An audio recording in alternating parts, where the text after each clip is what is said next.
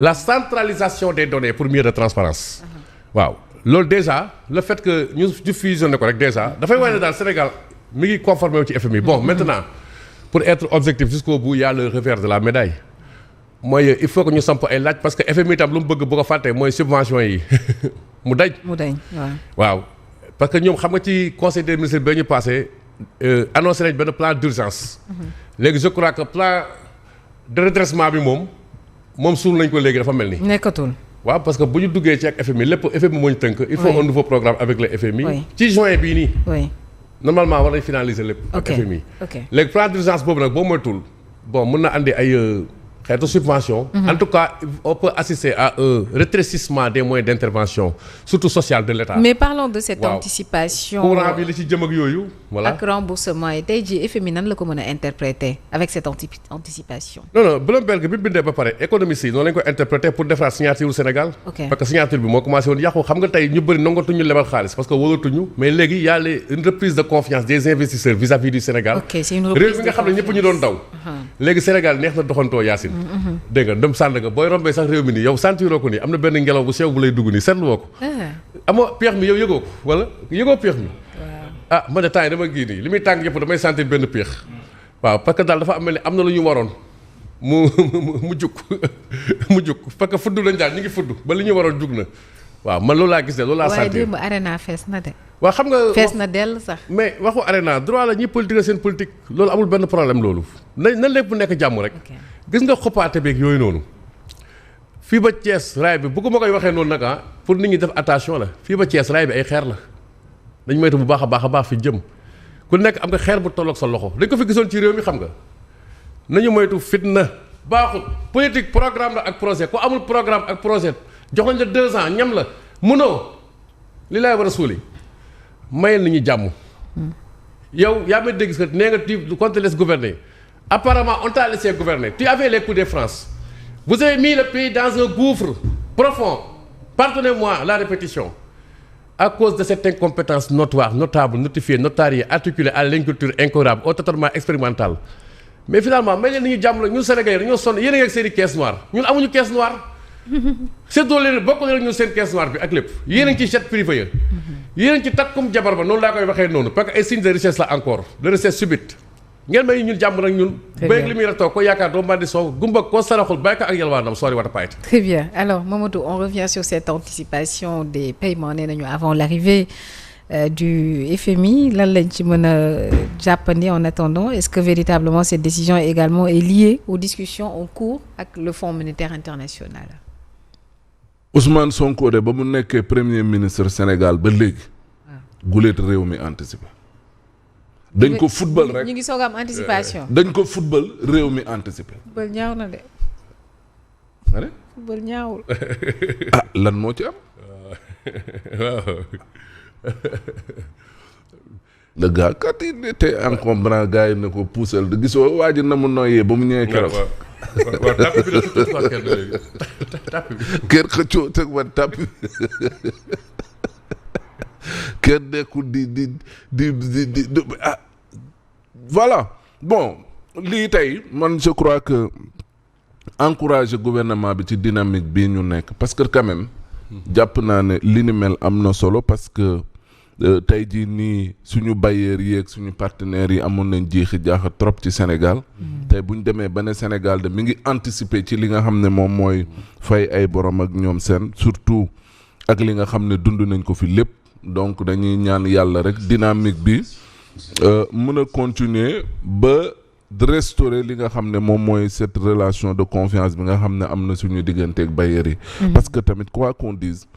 yëf yi kat yàqu woon na yàqu goo xamante nii ci loxoy Ousmane Sonko ak ay nitam wax dëgg yàlla bu ñu demee tey jii nii kat ba naan ñu Sénégal de mi ngi anticiper di fay ay borom loolu dafa am lu muy def non seulement ci ñun ñii di sénégalais yi d'abord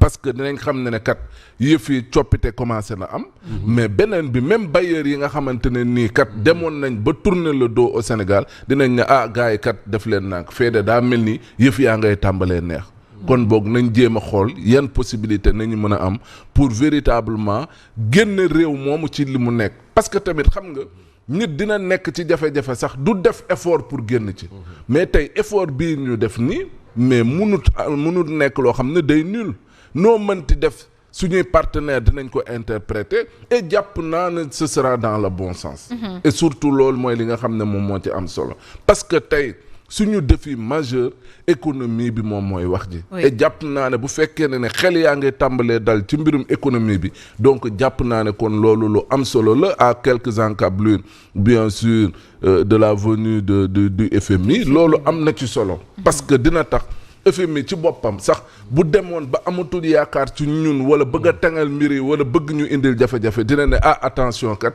réew mii de ñu ngi de góorgóorlu kon jàpp naa ne bu ñu leen jàppalee ci góorgóorlu bii kat ci lii ñu nekk dinañ ci mën a génn. te jàpp naa ne moom mooy li nga xamante ne ni moom moo gën a am njëriñ bi mën na justement améliorer li nga xamante ni moo di notation souveraine. Oui non bien sûr gis nga Bloomberg déjà wax na ko et loolu day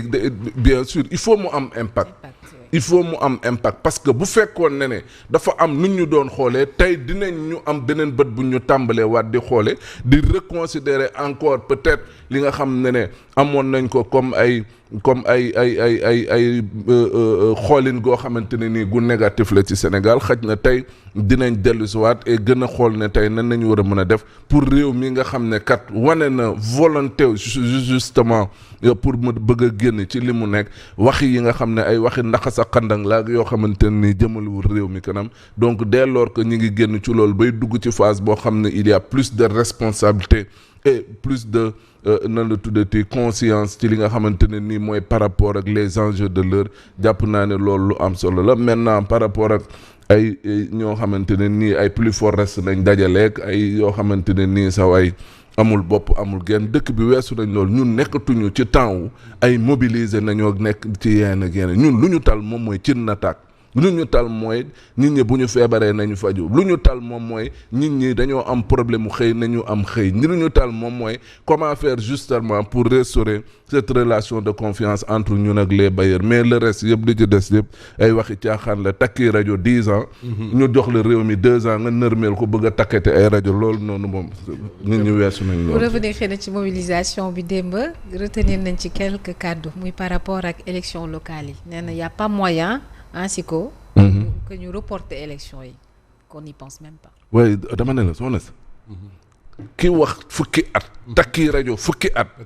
jox leen ma maa mën ñu jox la dama ne yooyu ay wax yooyu waxu ñun nañu wax yii nii ay waxu élection ñun taluñu élection ñun lu ñu tal moom mooy Sénégal jafe-jafe yii mu nekk nan la ciy génnee te comme ñi ngi am avancé alhamdulilah nañu ànd ak gouvernement bi accompagner leen saa waay dimbali leen jox leen ay solution par rapport ak guute gi nga xam ne ñu naan ay élection ñoo ko ci dugal. Alors donc ñu dellu si waat ci peut-être avec cette anticipation des paiements peut-être parler d'impact sur cette démarche tey jii ban impact la mën a am ci sur la crédibilité financière du Sénégal ci investisseurs yi si on peut dire. xam nga déjà lii c'est un signal fort de solvabilité mais également de crédibilité financière parce que bu fekkente ne app bi jotut Sénégal anticiper fay ay bor loolu dafay wane ne peut-être que réew mi mi ngi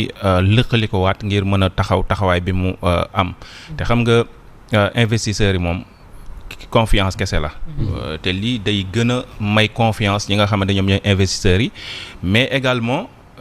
xam nga buñ lay lebal pensaay dafay am ay prime de risque ak yooyu noonu mais bu Sénégal di anticiper prime de risque yooyu day wàññeeku te bu boobaa loolu tamit daf ñuy arranger dafay tax peut-être ñun bu ñuy dem di lebi peut-être nañ ko daan lebee ak bu taux ya na mu naroon a méttee si ñun mën naa tax ba prime de risque yeeg taux yi mu tàmbalee wàññeeku mais également day tax ba notation yi nga xam ne Sénégal mi ngi doon dégradé wu mais notation yi ñëwaat parce que xam nga ci wàllum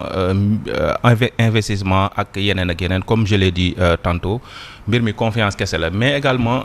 lii dafa nekk tamit approche bu am solo si jamono ji nga xam ne FMI ngi ñëw parce que bu fekkee ne FMI ngi ñëw Sénégal wane ne am na ay dispositions lii man message de bonne foi la ci FMI pour wan ko ne de Sénégal vraiment taxaw na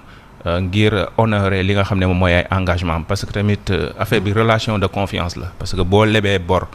ñu jox lay échéance laata échéance yi jot nga fay ko loolu lu am solo la surtout que Sénégal jamono yee ñu ngi doon wax Sénégal boobu mooy dafay def défaut de paiement. Léegi nag bu fekkee ne réew moomu ñu doon ragal ay défaut de paiement mooy dem bay anticiper. di fay ay bor. loolu dafa signal bu am solo la signal bu positif la te du ñàkk mu am lu mu mën a jur ci sunuy notation peut-être ñu ko tàmbalee yéegaat parce que comme niñ koy répété en matière de finance moom ak ay jëflante ak ay investissement moom confiance kese la. Investisseurs yi bu ñu amee ci yow confiance dinañ wàññi seen prime de risque. dinañu am sawar pour dugal seen koppar bailleur de fonds yi également dinañu mën a ñëw bu fekkente tamit confiance amul dañuy wàññi say notation donc